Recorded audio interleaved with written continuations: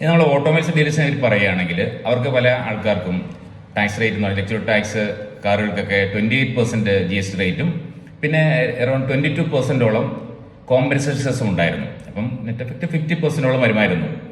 അപ്പോൾ അത് മാറ്റിയാണ് ഈ തുടങ്ങി കോമ്പൻസേഷൻ ഉണ്ടാവില്ല. അതേമാതിരി GST മാത്രമേ ഉള്ളൂ. അപ്പോൾ GST എന്നുള്ള പെർസെൻറ്റേജ് 40% ആക്കി. എങ്കിൽ പോലും 10% ലാഭമാണ് അവിടെ. അപ്പോൾ എല്ലാവർക്കും എങ്ങനെ നോക്കിക്കഴിഞ്ഞാലും എല്ലാ ഐറ്റത്തിനും ടാക്സ് റേറ്റ് കുറവ് വരുന്നുണ്ട്. പക്ഷേ ഇവരെ സംബന്ധിച്ച് വേറെ പ്രശ്നം എന്താ വെച്ചാൽ ഇവർ ഓൾറെഡി ഗുഡ്സ് വാങ്ങിച്ചപ്പോൾ കോമ്പൻസേഷൻസ് കൊടുത്തിരുന്നു.